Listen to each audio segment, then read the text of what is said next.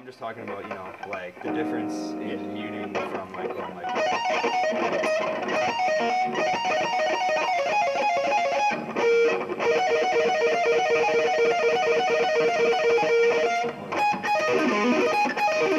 Where you like would switch up or whatever. Or if you're going like this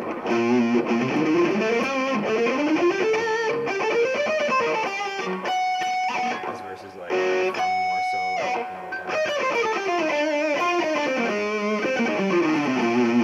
like just like switching back and forth. Like I just wanted to know like what you would do for like the 2-string stuff. Here's what I would do. I would stick my thumb on the strings and they would never leave. Mm-hmm. That's it. So that's okay. Unless I'm playing rhythm guitar. Then it's palm muting and that's it. For me, there is nothing else. That's it. All right. So yeah, you can do whatever you want. Oh yeah, but that's what I do. Okay, yeah. Everything is muted with the thumb all the time, unless I want this out. Then it has to be palm muted. For lead guitar things, whether it's arpeggios or a scale or some lick or sequence or whatever, it's going to be all the time, 100% like this, always. Okay. Yeah, like I mean, I've kind of adapted both ways. Like I just have some trouble when I'm doing like the 2 stuff to have my thumb on an angle like this. Like I know it'd probably be more beneficial to be able to like stick in one way, so you never have to think about it. It's just always there, right? But I don't know. It's just what happens. What happens? You're saying that when you do the 2-string arpeggios, that when the thumb is down, you have a hard time? Yeah, I just have a hard time making it cleaner. Okay, let's see. It's like, well, if I had it down like this, like if I was going.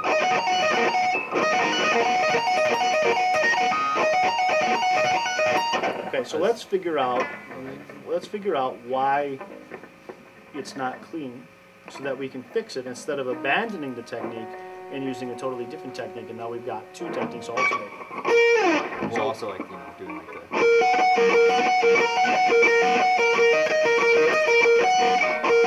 Okay, so what's the problem there? Well, I don't know. I just find it easier to do it this way, so I've always like stuck with that. But I don't know. I don't know. Basically, I just wanted to know just like how you do it, I guess. Well, as I mentioned, I'm doing it with the thumb muting all the time. All your main stuff is thumb. Yeah.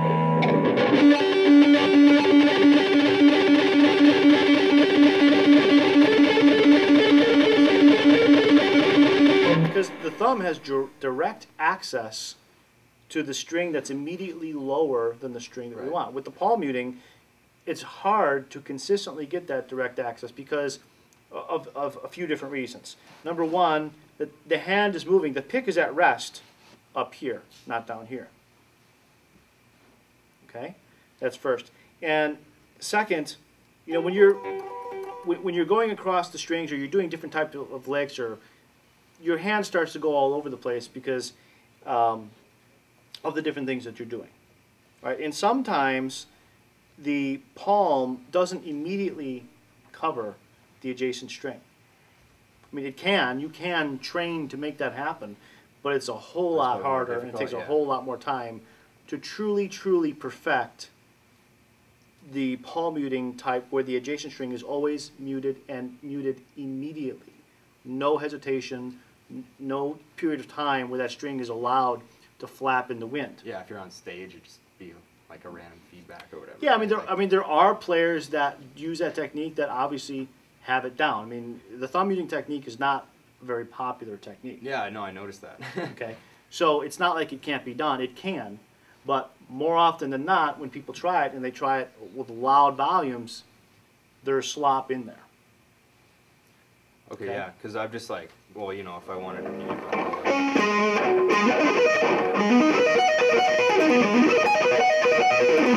whatever, like I find myself like just kind of like rolling my wrist a little bit, and then like it might just like.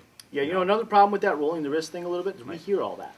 Yeah, it's you know, it just slops it up a little bit. Yeah, because we hear all this extra. I mean, anything that you do is going to cause noise. So that really causes lots of noise. I think that's actually the worst thing possible is to alternate, because for so many reasons, it's going to cause problems. It changes the way the pick angle is, right? I mean, you can't really keep the pick angle and the tilt consistent if you're doing this, right? Your whole hand's got to move. So that's one issue. Another issue is that you really hear more noise here than if you just stick to this or this. So I'm just going to say pick one.